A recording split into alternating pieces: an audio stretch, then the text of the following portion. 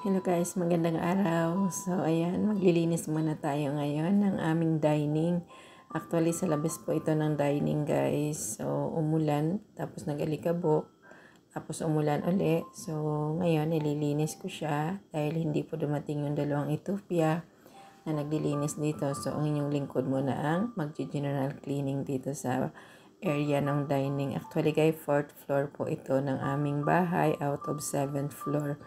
So, ito po yung dining, lalo na ngayon Ramadan, ay araw-araw po itong ginagamit at dito sila lahat family kumakain.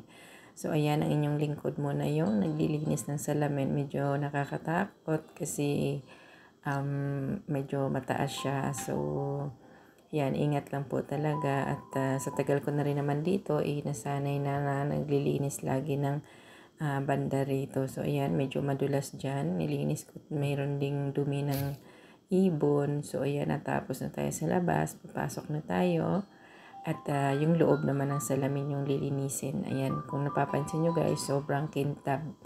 Medyo may pagkametikulosa po yung aming madam, pero mabait naman. So, ayan, ibabalik na natin yung binuksan kong bintana at medyo sira na rin yung lock dyan. So, binabalik ko rin yan. Kasi tinatanggal ko siya na hindi na siya dumikit doon mismo sa salamin. So, ayan. Dilinisin ko pa sa loob para mawala talaga yung medyo yung bakat-bakat niya dyan. So, ganun po kalinis yung aming bahay dito sa Saudi. So, ganyan. At iyan ay nakaatang po ito sa akin yung dining na to. Ito po, mini-maintain ko po ito araw-araw bago po ako magluto. Lalo ngayong Ramadan ay medyo marami po iniluluto ng inyong lingkod. At awa ng Diyos naman po ay nakakayanan naman. Ang importante ay may sapat lang din ng pahinga at masustansyang pagkain lang. Ang laban lang talaga para sa pamilya. Ganun talaga pag OFW. Kaya yung iba, yung mga gusto lang na nakikita lang na parang ang sarap buhay ng OFW kasi may maraming napupundar o ganyan. Kailangan matibay yung kalooban nyo kasi hindi basta-basta po yung pagiging OFW. Siyempre, ang inyong lingkod ay kahit pagod, fresh pa rin at nanatili pa rin young at heart. Kasi yun lang talaga ang sikreto dyan guys. Tanggapin natin kung ano yung trabaho na meron tayo. Pasalamatan natin at ituring natin isang blessings para magaan lang po ang lahat.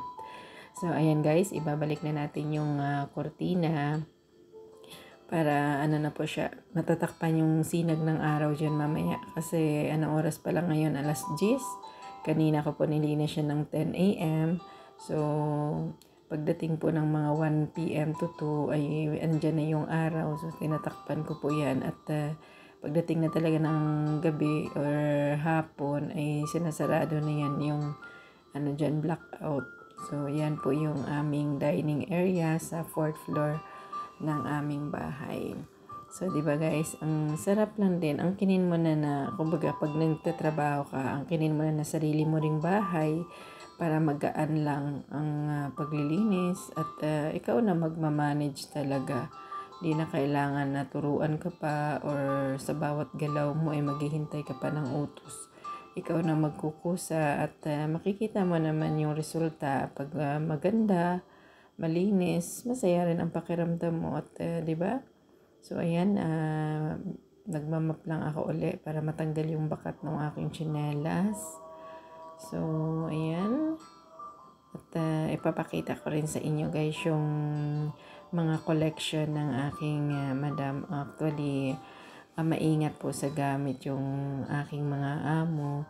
Ang kanilang mga gamit dito guys, mga dekada na. Mula pa yung regalo po yan nung kasal nila.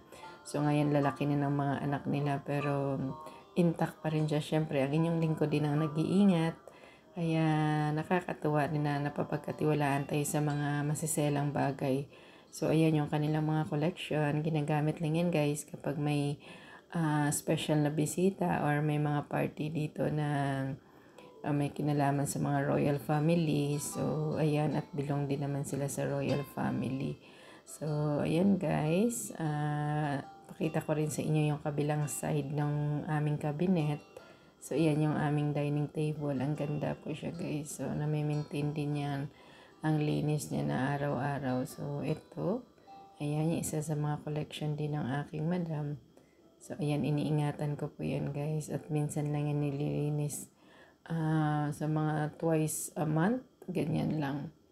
Or once a month lang. Depende sa sitwasyon ng minsan kasi maalikabok. So pagka normal naman na at payapa naman yung labas ay hindi naman siya lagi. At ito na nga yung aming ayan, malinis na yung dining, ganyan. At syempre nandito yung aking alaga na laging nakabuntot. Ayan yung aking stress reliever dito sa bahay. Ayan, siya naman daw yung imamassage. Ayan, kasi napagod din siya kapanunood. Yung aking makulit na si Baloo. Ayan yung aming alaga dito sa bahay, ang aking baby Baloo. So, ayan guys, thank you for watching at sana naibigan nyo yung aking pag-share ng aming part ng aming bahay. So, ngayon. So, ayan po, kaganda yung aming dining. Medyo maliit sa tingnan sa video, pero malaki po yan siya guys. So, ang ganda rin ang design ng ceiling. So, ayan guys, thank you for watching. Paki-like and share lang po pag